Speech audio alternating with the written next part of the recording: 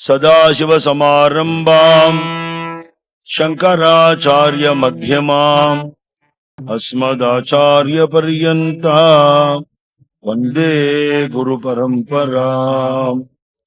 மந்தஸ்மித முகாம்போஜம் மகனீய குணார்ணவம் மதுராபாஷிணம் சாந்தம் சர்வபூத தயாபரம் பக்த வாத்சல்ய ஜலதிம் பரமானந்த விக்கிரகம் ஞானானந்தம் பிரபன்னோஸ்மி நிர்மல ஞான சித்தயே. சத்குருநாத மகாராஜ் கி ஜெய். தர்சனத்தினாலேயே ஆனந்தத்தை அனுபவிக்கிறவா உண்டு. எல்லா மகானுக்கும் அது பொருந்தும். கேள்வி கேட்டு அவாட்டேந்து பதில் வாங்கிக்கணும்னு நினைக்கிறவா உண்டு. சில பேர் கேள்விக்கு அவர் பதில் சொல்வார். சில பேருக்கு கேட்கறதுக்கே தோணாத அளவுக்கு ஒரு மோன நிலையில இருப்பார். கிளம்பி போறது அவளுக்கு உள்ளுக்குள்ள ஆன்சர் வந்திருக்கும். ரிஷிகேஷம் சிவானந்த சுவாமிகள்கிட்ட சன்னியாசம் வாங்கிட்டு நம்ம சுவாமிகிட்ட இருந்த முகுந்தானந்த சரஸ்வதி சுவாமிகளும் நம்ம சுவாமி விஷயத்துல அதே தான் சொல்ற. சைலண்டா தான் உபதேசம் பண்ணுவார். தட்சிணாமூர்த்தி மாதிரி நமக்கே தெரியாத விஷயங்கள்லாம் நமக்குள்ளுக்குள்ளேருந்து வரும். சன்னதி விசேஷத்தினாலேயே சில பேர் கேட்டு தெரிஞ்சுக்கிறதுல ஒரு ஆர்வம் இருக்கும். அதையும் மகான்கள் என்கரேஜ் பண்றான். இந்த மாதிரி கேள்வியெல்லாம் கேட்காதேன்னு சொல்ல மாட்டான். அப்படி ஒரு பக்தர் கேட்கிறார். இது ரொம்ப பிரசித்தமான சம்பவம் தான். நிறைய பேர் படிச்சிருக்கலாம், கேட்கவும் கேட்டிருக்கலாம். ஏன்னா எல்லாரோட லட்சியமும் இடைஞ்சல் இல்லாத பரமானந்தமான சுத்தமான பூர்ணமான நிலை. இதுதான் எல்லாருக்கும் லட்சியம். எல்லாருக்குமே அது புரிஞ்சாலும் புரியாட்டாலும். சில பேர் சரியான பாதையில போய் தேடுவா, சில பேர் தப்பான இடத்துல போய் தேடுவா. அதனால்தான் நாமதேவ மகாராஜ் சுகா சாட்டி கரிசி தளமழங்கிறார். சுகத்துக்காக துக்கப்படுறேங்கிறார். சுகத்தை நினைக்கிறப்பா, ஆனா நீ ஏதோ பண்ற, அது சுகம் கிடைக்காத வரைக்கு அப்படிங்கிறார். வெவ்வேறு மார்க்கங்கள் இருக்கு பகவத் அனுகிரகத்தை அடையறதுக்குன்னு சொல்லப்பட்டாலும், ஃபாஸ்ட் வேர்ல்டு அப்படிங்கிறோம். க்ஷீணம் ஆயுகு க்ஷணே க்ஷணே, ஒரு க்ஷணமும் குடங்க விழுந்த நீருங்கிறார் பட்டினத்தார். குடத்துல இருக்கிற தண்ணி கவுந்து போயிடுத்து கொட்டின்ண்டே இருக்கு, லீக்கேஜ் இருக்கு. அது மாதிரி ஆயுசு போயிட்டே இருக்கு. அப்படிங்கும்போது திருப்பி இப்பிறவி தப்பினால் எப்பிறவி வாய்க்குமோ நம்ம சுவாமி சொல்லுவார். மறுஜென்மா என்ன ஜென்மாவா இருக்கும்னு தெரியாது. ஜென்மா உண்டுங்கிறது சர்வ நிச்சயமா தெரியும். எப்படி தெரியும்னா, நம்ம அடைய வேண்டியது அடையலையோ இல்லையோ, அதனால பாஸ் பண்ணாத மட்டுக்கும் இருந்துட்டே இருக்க வேண்டியதுதான் கிளாஸ்லங்கிற மாதிரி ஜென்மா உண்டு. நல்ல ஜென்மா கிடைக்கணும், மனுஷ ஜென்மா கிடைக்கணும், பாரத தேசத்துல கிடைக்கணும், நல்ல சத்சங்க குடும்பத்துல கிடைக்கணும், உத்தமமான குரு கிடைக்கணும், மார்க்கம் தெரியணும். இதெல்லாம் சாதாரண விஷயம் இல்லையே. அப்ப பாதி வாழ்க்கையை கழிச்சுட்டோங்கிற வாழ்க்கை ஒரு பயம் வந்துடும். வாழ்க்கையை தண்டமா கழிச்சுட்டோமே.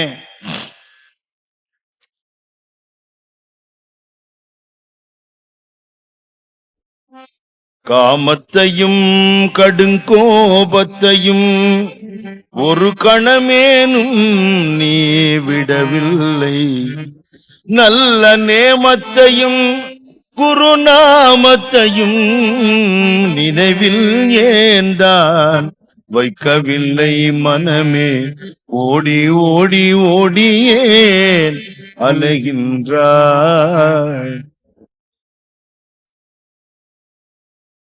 நாம ஜப்புன்னு क्यों छोड़ दियाன்னு பாடுறாரு மகான். காம ந சோடா, குரோது ந சோடா, சத்திய வச்சன क्यों छोड़ दिया. காமத்தை விடல, கோபத்தை விடல, வம்பு பேசுறதை விடல, நாம சொல்றதை விட்டுட்டியப்பா, ஏன்பா விட்ட அப்படின்னு கேட்கிறார். வாழ்க்கையை கழிச்சுட்டோம், இனிமே அந்த சென்ற காலம் திருப்பி வராதுங்கும் பொழுது இனிமே சொச்ச காலத்துல வேக வேகமா நல்லது அடையணுமேன்னு தோணுமே. சாஸ்திரங்கள் படிக்கிறதுக்கு அவகாசமும் இல்லை, ஸ்ரத்தையும் இல்லை. ஸ்ரத்த இருந்துருத்தன அவகாசம் விஷயம் இல்லை. ஸ்ரத்தையும் இல்லை, அவகாசமும் இல்லை. உபன்யாசமே மணிக்கணக்காக போடுற உபன்யாசங்கள ஷார்ட்ஸ் தான் ஃபாஸ்ட்டாக பார்க்குறான் நிறைய பேர், வியூஸ் பார்த்தா தெரியுது. அப்படின்னா என்ன அர்த்தம் அப்படின்னா, பகவானுக்கு இவ்வளவுதான் நேரம் ஒதுக்க முடியும்னு அர்த்தம். மற்றதெல்லாம் நம்ம மணிக்கணக்காக பார்ப்போம். ஏதோ அரசியல் விஷயமோ சினிமா விஷயமோ அதை பார்த்துட்டு டிஸ்கஸ் வேறு பண்ணுவோம். என்ன இருந்தாலும் இப்படி பண்ணியிருக்க கூடாது. ஆட்சியில் இருக்கிறவன் நீ சொன்னா கேட்கவா போகிறான்? எவ்வளோ டைம் வேஸ்ட்டு. ஆனால் எது நம்ம சொல்கிறத நம்ம நாம சொல்கிறத கேட்கறதுக்காகவே காத்துன்னு இருக்கோ அந்த குருநாதன் அந்த பகவானை விட்டுடுறோம். காத்துன்னு இருக்கார் அவர்.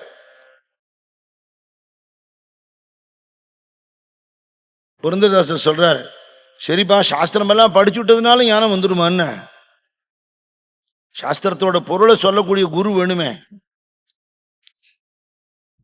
ಆರು ಶಾಸ್ತ್ರವನು ಓದಿದರೇನು, 6 ಶಾಸ್ತ್ರங்கள் படிச்சுட்டேன், 18 புராணம், 36 புராணவ முகுசிதரே, 18 புராணம் கரதல பாடம். ಸರ್ವನ್ಯಾಯ ಕಥೆಗಳ ಕೇಳಿ ಧೀರನಾಗಿತ ಬೆಳಿದರೇನು. சார் பிரமாதமா பிரவச்சனம் பண்ணுவார் சார். அப்படியே மழை மாதிரி பொழிவர். என்ன நாலேஜ், என்ன எல்லாம் இருக்கட்டும், உள்ள என்ன போச்சு? ஒரே வழிதான் இருக்குன்னுட்டார் புரந்தரதாசர். பரமார்த்திகத்துக்கு மோட்சம் அடையறதுக்கு ஜீவன் முக்தி அடையறதுக்கு ஒரு வழிதான் இருக்கு.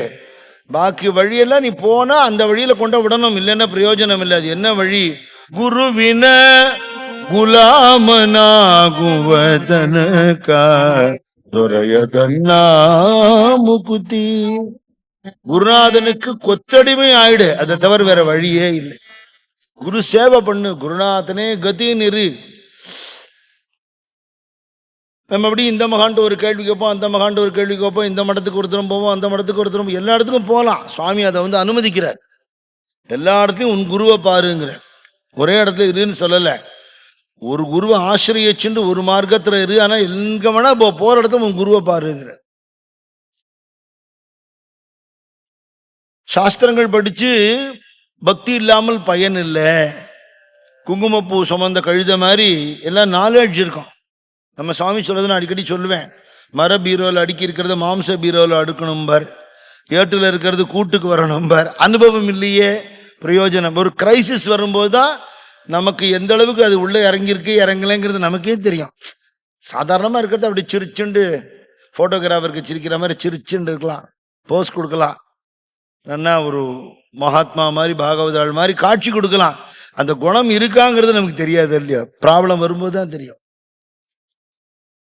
அந்த பக்தர் கேட்டார், பகவான் அடையிறதுக்கு நிறைய மார்க்கம் சொல்லியிருக்கு, பாதி வயசு ஆயிடுச்சு, இனிமேல் ஒன்றும் பண்ண முடியாது, தபஸ் பண்ண முடியாது, அட சந்தியாவந்தனம் பண்றதுக்கு வழி இல்லை.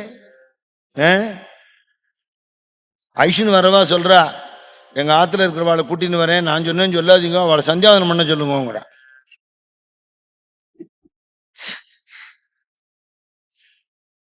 காப்பி வச்சிருக்கேன் மாமா சாப்பிடுங்க, பட்சணம் வச்சிருக்கேன் மாமா சாப்பிடுங்க, யார்ட்டையான்னு நம்ம சொல்லணுமா?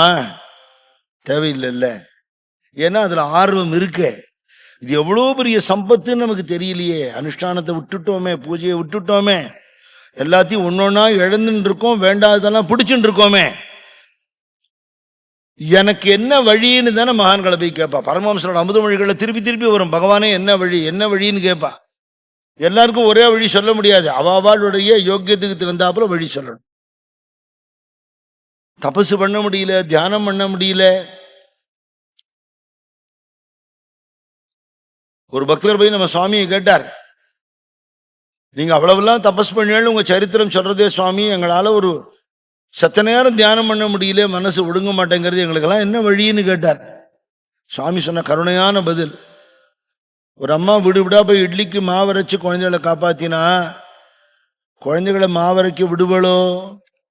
எல்லாருக்கும் சேர்த்து சுவாமி தபஸ் பண்ணியிருக்குன்னுட்டார். அப்ப அந்த குருநாதனை ஆசிரியக்கிறதுக்காவது நமக்கு ஒரு பக்தி ஈடுபாடு வரணும் இல்லையோ? எல்லாம் நான் பண்ணிட்டேங்கிறார் அவர். இவர் கேட்கிறார், பாடி அடைய முடியுமான்னு கேட்டார் ரமண பகவான் இந்த பக்தர். ஏன்னா நாமசங்கீர்த்தனம் தான் சுலபமான மார்க்கம், எல்லாம் சிரேஷ்டமான மார்க்கம் தான்.